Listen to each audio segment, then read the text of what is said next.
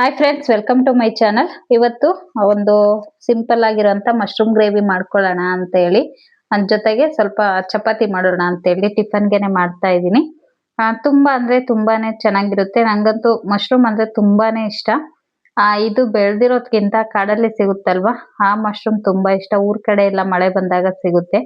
ಅದಂತೂ ತುಂಬಾ ಅಂದ್ರೆ ತುಂಬಾನೇ ಇಷ್ಟ ನನ್ಗೆ. ಚಿಕ್ಕ ವಯಸ್ಸಿಂದನೂ ಅಷ್ಟೇ ಫೇವ್ರೆಟ್ ನನ್ಗಿದು. ಯಾರಾದ್ರೂ ತಗೊಬಂದಿದ್ದಾರೆ ಅಂದ್ರೆ ಅವ್ರ ಹತ್ರ ಹಠ ಮಾಡಿ ನಮ್ಮಮ್ಮ ಅವ್ರನ್ನ ಕೇಳಿ ಇಸ್ಕೊ ಬಂದು ಮಾಡ್ಕೊಡೋರು. ಅಷ್ಟ ಆಸೆ ಮಾಡ್ತಾ ಇದ್ದೆ.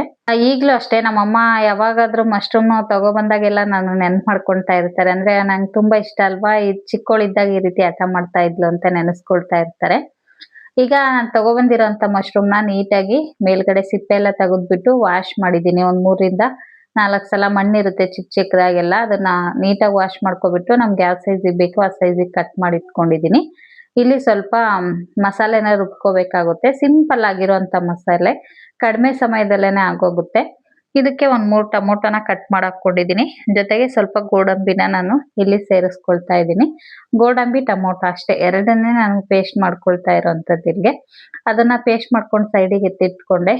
ಈಗ ಇಲ್ಲಿ ಒಂದ್ ಸ್ವಲ್ಪ ಎಣ್ಣೆ ಹಾಕ್ಬಿಟ್ಟು ಅದಕ್ಕೆ ಮಶ್ರೂಮ್ ಅನ್ನ ಸಹ ಸೇರಿಸ್ಕೊಳ್ತಾ ಇದ್ದೀನಿ ಎಣ್ಣೆಗೆ.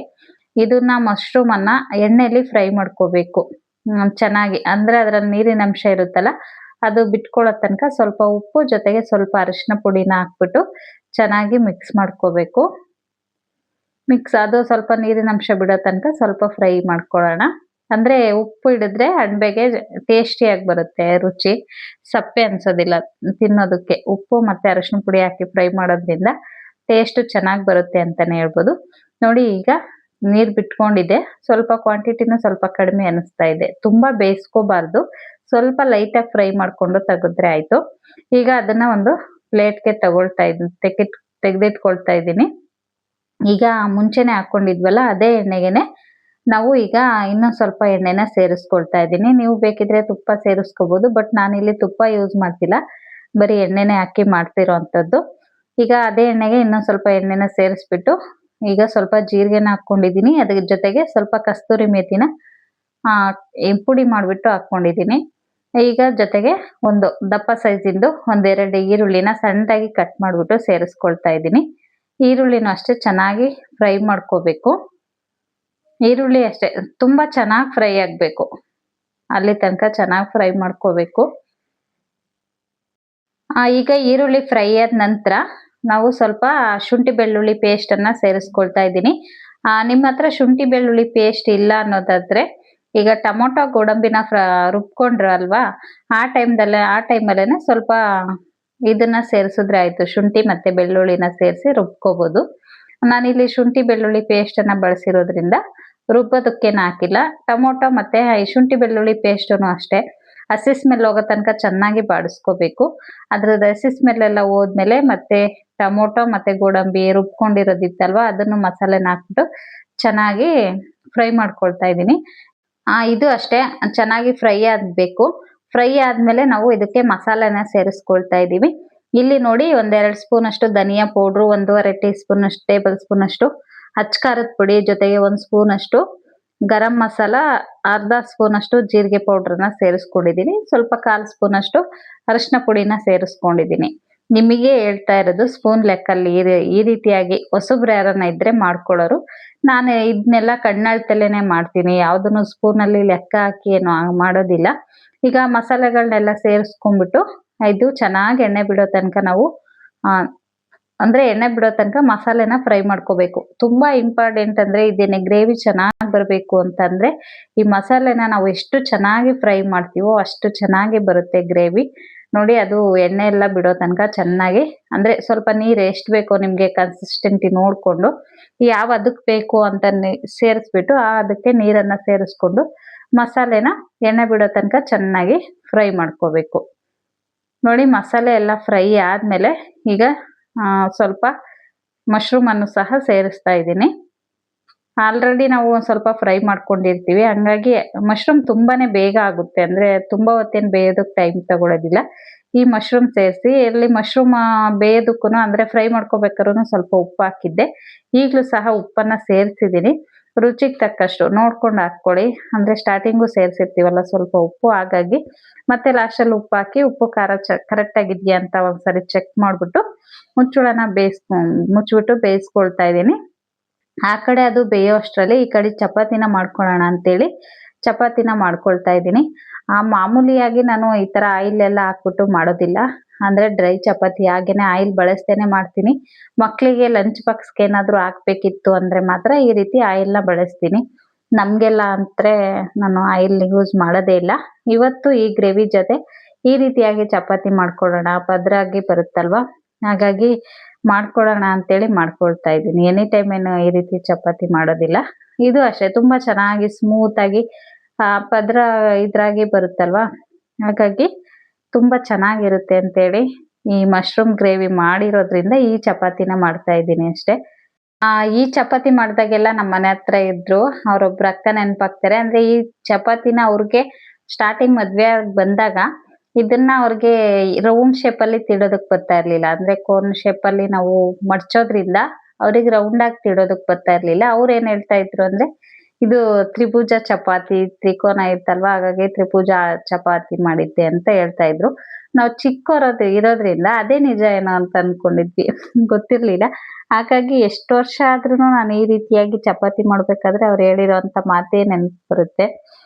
ನಾವು ಮಕ್ಳಲ್ವಾ, ಗೊತ್ತಿರ್ಲಿಲ್ಲ. ಅವಾಗ ಏನ್ ಹೇಳಿದ್ರು ನಾವು ನಂಬ್ತಾ ಇದ್ವಿ. ಅಂದ್ರೆ ನಮ್ಮಮ್ಮ ಮಾಡ್ತಾ ಇರ್ಲಿಲ್ಲ ಈ ತರ. ಅವ್ರು ಈ ಶೇಪಲ್ಲಿ ಮಾಡಿರೋರಲ್ವಾ, ಅದು ಆ ಶೇಪಲ್ಲಿ ಇರೋದ್ರಿಂದ ಆ ಚಪಾತಿ ಇಷ್ಟ ಆಗ್ತಾ ಇತ್ತು ನಮ್ಗಷ್ಟೇನೆ. ಇನ್ನ ಚಪಾತಿ ಎಲ್ಲ ಸುಟ್ಟಿದ್ದಾಯ್ತು. ಈ ಕಡೆ ಚಪಾತಿ ಮಾಡ್ಕೊಳ್ತಾ ಇದ್ದೆ, ಆ ಕಡೆ ಗ್ರೇವಿನ ಒಂದ್ಸಲ ಚೆಕ್ ಮಾಡೋಣ ಅಂತೇಳಿ ಮಾಡ್ತಾ ಇದ್ದೀನಿ. ಲಾಸ್ಟಲ್ಲೆಲ್ಲ ಕಂಪ್ಲೀಟಾಗಿ ಆಗಿದೆ ನೋಡಿ. ಇನ್ನೇನು ಎಣ್ಣೆ ಎಲ್ಲ ಈ ರೀತಿಯಾಗಿ ಪೂರ್ತಿಯಾಗಿ ಎಣ್ಣೆ ಬಿಟ್ಟಿರಬೇಕು. ಈಗ ಲಾಸ್ಟಲ್ಲಿ ನಾನು ಅದಕ್ಕೆ ಸ್ವಲ್ಪ ಫ್ರೆಶ್ ಕ್ರೀಮನ್ನು ಸೇರಿಸ್ತಾ ಇದ್ದೀನಿ. ಇದು ಆಪ್ಷನಲ್ಲು, ನಿಮಗೆ ಇಷ್ಟ ಇದ್ದರೆ ಸೇರಿಸ್ಕೋಬೋದು, ಇಲ್ಲಾಂದರೆ ಸ್ಕಿಪ್ ಮಾಡ್ಬೋದು. ಅಂದರೆ ಸೇರಿಸೋದ್ರಿಂದ ಒಂದು ಸ್ವಲ್ಪ ರೆಸ್ಟೋರೆಂಟ್ ಸ್ಟೈಲಲ್ಲಿ ಟೇಸ್ಟ್ ಬರುತ್ತೆ ಅಂತಲೇ ಹೇಳ್ಬೋದು. ಅದನ್ನು ಹಾಕಿ ಸ್ವಲ್ಪ ಮಿಕ್ಸ್ ಮಾಡಿದ್ರೆ ಮಶ್ರೂಮ್ ಗ್ರೇವಿ ರೆಡಿ ಆಗುತ್ತೆ. ಇದು ಅನ್ನದಕ್ಕೆ ಚೆನ್ನಾಗಿರಲ್ಲ, ಬರೀ ಚಪಾತಿಗೆ ಅಷ್ಟೇ ಚೆನ್ನಾಗಿರುತ್ತೆ ಅಂದ್ಕೊಂಡಿದ್ದೆ. ನಿಜವಾಗ್ಲೂ ಅನ್ನದ ಜೊತೆನೂ ತುಂಬ ಅಂದರೆ ತುಂಬ ರುಚಿಯಾಗಿತ್ತು. ಆ ಕಡೆದು ವಿಡಿಯೋ ಮಾಡ್ಕೊತ ಈ ಕಡೆ ನೋಡಿ ಚಪಾತಿ ಹೇಗಾಗಿದೆ ಅಂತ. ಈ ರೀತಿ ಪದ್ರವಾಗಿ ಚೆನ್ನಾಗಿ ಬರುತ್ತೆ, ಬಟ್ ಸಿದೋಗ್ಬಿಡ್ತು ಅದೊಂದು ಚಪಾತಿ, ಹಾಳಾಗ್ಬಿಡ್ತು. ಆದರೆ ತಿನ್ನೋದಕ್ಕೆ ಹಂಗೇನೆ ಚೆನ್ನಾಗಿತ್ತು, ಅದನ್ನು ಏನು ವೇಸ್ಟ್ ಮಾಡಲಿಲ್ಲ, ತಿನ್ಕೊಂಡೆ. ಈಗ ಕಂಪ್ಲೀಟಾಗಿ ಗ್ರೇವಿ ರೆಡಿಯಾಗಿದೆ. ಇನ್ನು ನಮ್ಮ ಮನೆಯವ್ರಿಗೆ ಬಡಿಸ್ಕೊಡ್ಬೇಕಷ್ಟೆ. ಬಡಿಸ್ತಾ ಇದ್ದೀನಿ, ಚಪಾತಿ ಜೊತೆ ಸರ್ವ್ ಮಾಡ್ತಾ ಇದ್ದೀನಿ. ನೋಡಿದ್ರೇನೆ ತಿನ್ನಬೇಕು ಅನ್ಸುತ್ತಲ್ವಾ, ತುಂಬ ಚೆನ್ನಾಗಾಗಿತ್ತು. ನನಗಂತೂ ತುಂಬ ಇಷ್ಟ ಆಯಿತು. ಅಂದರೆ ಈ ರೀತಿಯಾಗಿ ಮಾಡಿರಲಿಲ್ಲ ನಾನು, ಅಮ್ಮ ಮಾಡ್ತಾರಲ್ವ ಆ ರೀತಿಯಾಗೇ ಮಾಡಿದ್ದೆ. ಇದೊಂದು ಸರಿ ನೋಡೋಣ ಯಾವ ರೀತಿಯಾಗಿ ಬರುತ್ತೋ ಅಂತೇಳಿ ಮಾಡಿದೆ. ಅಂದರೆ ತುಂಬಾ ಚೆನ್ನಾಗಾಗಿತ್ತು, ಹಾಗಾಗಿ ನಿಮ್ಮ ಜೊತೆ ಶೇರ್ ಮಾಡಿಕೊಂಡೆ.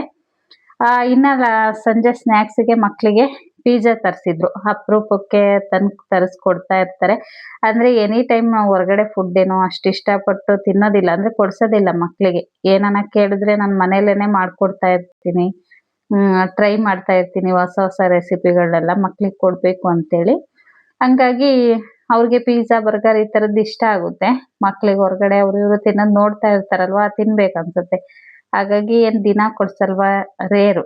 ಹಾಗಾಗಿ ಬಿಡು, ಮಕ್ಳು ಇಷ್ಟ ತಿನ್ಲಿ ಅಂತೇಳಿ ತರಿಸ್ಕೊಟ್ಟಿದ್ರು. ಮಕ್ಕಳು ಅಷ್ಟೇ ತುಂಬ ಇಷ್ಟಪಟ್ಟು ತಿಂದರು. ನಮ್ಮ ಅಕ್ಕನ ಮಗಳು ಬೇರೆ ಬಂದಿದ್ಲು ರಜಕ್ಕೆ, ಹಾಗಾಗಿ. ಇನ್ನು ನನ್ನ ತಮ್ಮನ ಮಗಳ ಮನೆ ಹತ್ರ ಬಂದಿದ್ದೀನಿ, ತಮ್ಮನ ಮನೆ ಹತ್ರ. ಅಂದರೆ ಇವತ್ತು ಅವರು ತಿರುಪತಿಗೆ ಹೊರಟಿದ್ದಾರೆ ಮುಡಿ ಕೊಡೋದಕ್ಕೆ. ಹಾಗಾಗಿ ಪಾಪನ ಮಾತಾಡ್ಸ್ಕೊಂಡು ಹೋಗೋಣ ಅಂತೇಳಿ ಹೊರಟಿದ್ದಾರೆ ಅಂತ ನೋಡಿದೆ. ಬಟ್ ಇನ್ನೂ ಅವ್ರು ಹೊರಟಿರ್ಲಿಲ್ಲ. ಸಂಜೆ 6:30-7 ಗಂಟೆ ಆದರೂ ಹೊರಟಿರ್ಲಿಲ್ಲ. ಅವ್ರು ಹೊರಟಿದ್ದೆ 10 ಗಂಟೆಗೆ ನೈಟು. ಹಾಗಾಗಿ ಬೇಗ ಹೋಗ್ತಾರೇನೋ ಅಂತ ಬಂದೆ, ಬಟ್ ಅವ್ರಿಗೆ ಸ್ವಲ್ಪ ಲೇಟ್ ಆಯಿತು. ಪಾಪನ ಮಾತಾಡಿಸ್ತಾ ಇದ್ದೀನಿ. ಎಲ್ಲಿ ಐಸ್ ಎಲ್ಲ ನಿಂದು? ಐಸ್ ತೋರ್ಸಮ್ಮ. ನೋಸ್ ಎಲ್ಲ ಐತೆ ನಿಂದು? ನೋಸ್ ಎಲ್ಲಿ? ನೋಸ್ ಎಲ್ಲಿ?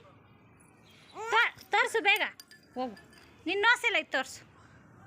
ನೋಸ್ ಎಲ್ಲೈತೆ? ನೋಸು ತೋರ್ಸೆ, ಮೂಡಿಲ್ಲ. ಅರೆ ಚಂದ ಮಾಮ ಬಾ ಮೋ ಇಲ್ಲೋಡ. ಅಯ್ಯ ಬಂಗಾರಿ, ಅಯ್ಯ ಬಾ ಬಾ ಬಾ ಬಾ. ಏನಮ್ಮ? ಬಾ ಬಾ ಬಾ ಬಾ. ಹಿಂದೆ ಹಿಂದೆ ಹೋಗು, ಹಿಂದೆ ಹೋಗು. ಇಲ್ಲಿ ಬಾ, ಇಲ್ಲಿ. ಹಾಂ ಬಾ. ಹೂವು ಎಲ್ಲಿ? ಈಗ ಇಲ್ಲ ಅತ್ತಿಗೆ ತೋರಿಸು ಹೂವು ಅಂತೇಳಿ ಇರೋಡು. ಬಾ ಬಾ ಅನ್ನ ಕರಿ. ಬಾ ಬಾ ಬಾ. ಯಾರನ್ನ ಕರಿತಾ ಇದ್ದೀವಿ? ತಾತೇಲಿ ಕೊಡ್ತಾರಲ್ವಾ, ಹಾಗಾಗಿ ಲಾಸ್ಟ್ ಊರಿಂದಾನೇ ಹೂವ ತಗೊಬಂದಿದ್ರು ನಮ್ ಗಿಡದಲ್ಲೇ ಬಿಟ್ಟಿರೋ ಅಂತದ್ದು ದುಂಡ್ ಮಲ್ಗೆ ಹೂವು. ಅದನ್ನ ಕಟ್ಬಿಟ್ಟು ಅವಳ ಜುಟ್ಟಿಗೆ ಆ ಕಡೆ ಈ ಕಡೆ 2 ಜುಟ್ಟಿಗೂ ಮುಡ್ಸಿದ್ರು. ಲಾಸ್ಟ್ ಒಂದು ಫೋಟೋ ತೆಗೆಯೋಣ ಮುಡಿ ಕೊಡೋದಕ್ಕಿಂತ ಮುಂಚೆ ಅಂತೇಳಿ. ಒಂದ್ ಕಡೆದು ಉದುರ್ಸ್ಕೊಂಡಿದ್ದಾಳೆ, ಇನ್ನೊಂದ್ ಸೈಡ್ ಮಾತ್ರ ಇದಾವೆ. ತುಂಬಾ ಚೆನ್ನಾಗಿ ಕಾಣಿಸ್ತಾ ಇದ್ಲು ಮುದ್ದಾಗಿ. ಇನ್ನು ಅವರು ಲಾಸ್ಟ್ ಎಲ್ಲ ಊಟನೆಲ್ಲ ಮಾಡ್ಕೊಂಡು ಬುತ್ತಿ ಎಲ್ಲ ಕಟ್ಟಿದ್ರು. ಎಲ್ಲಾದ್ರೂ ಹೋಗ್ತಾ ತಿನ್ಕೊಂಡು ಹೋಗೋಣ ಅಂತ, ಬಟ್ ಟೈಮ್ ಆಯ್ತಲ್ವಾ, ಹಾಗಾಗಿ ಇಲ್ಲೇನೆ ಊಟ ಮಾಡ್ಕೊಳ್ತಾ ಇದ್ದಾರೆ. ಚಪಾತಿ, ಚಟ್ನಿ ಪುಡಿ, ಚಿತ್ರಾನ್ನ ಎಲ್ಲ ರೆಡಿ ಮಾಡಿ ಇಟ್ಕೊಂಡಿದ್ರು. ಈಗ ಇಲ್ಲೇನೆ ಲೇಟ್ ಆಗಿರೋದ್ರಿಂದ ಇಲ್ಲೇನೆ ತಿಂದ್ಬಿಟ್ಟು ಹೊರಟ್ರು. ನೋಡಿ ಪಾಪು ನಮ್ಮ ಮನೆಯವ್ರನ್ನ ಬಿಟ್ಟು ಹೋಗ್ತಾನೆ ಇಲ್ಲ. ನಮ್ಮ ಮನೆಯವ್ರಂದ್ರೆ ತುಂಬಾ ಇಷ್ಟ, ಚೆನ್ನಾಗಿ ಹಚ್ಕೊಬಿಟ್ಟಿದ್ದಾಳೆ ಅವ್ರನ್ನ. ಇನ್ನ ಅವ್ರುನು ಅಷ್ಟರಲ್ಲಿ ಗಾಡಿ ಬುಕ್ ಮಾಡಿದ್ರಲ್ವಾ, ಅದನ್ನು ಬಂತು. ಇನ್ನ ಹೊರಟಿದ್ದಾರೆ. ಇನ್ನ ನಾನು ಅಕ್ಕ ಹೋಗ್ಲಿಲ್ಲ, ಅವ್ರು ಲಾಸ್ಟ್ ಟೈಮ್ ಹೋಗ್ ಬಂದಿದ್ರು.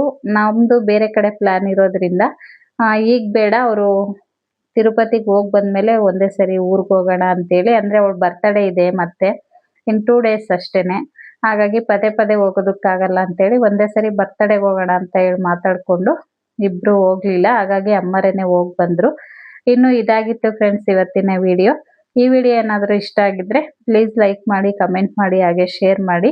ಇನ್ನೂ ಯಾರೆಲ್ಲ ನನ್ನ ಚಾನಲ್ನ ಸಬ್ಸ್ಕ್ರೈಬ್ ಮಾಡ್ಕೊಳ್ದೆ ನೋಡ್ತಾ ಇದ್ದೀರಾ, ಪ್ಲೀಸ್ ಸಬ್ಸ್ಕ್ರೈಬ್ ಮಾಡ್ಕೊಂಡು ನೋಡಿ ಫ್ರೆಂಡ್ಸ್, ಹಾಗೆ ಸಪೋರ್ಟ್ ಮಾಡಿ ಅಂತ ಹೇಳ್ತಾ ಈ ವಿಡಿಯೋನ ಇಲ್ಲಿಗೆ ಎಂಡ್ ಮಾಡ್ತಾ ಇದ್ದೀನಿ. ಮತ್ತೆ ಸಿಗ್ತೀನಿ ನೆಕ್ಸ್ಟ್ ವಿಡಿಯೋದಲ್ಲಿ. ಅಲ್ಲಿ ತನಕ ವಿಡಿಯೋ ನೋಡಿದ ನಿಮ್ಮೆಲ್ರಿಗೂ ಧನ್ಯವಾದಗಳು.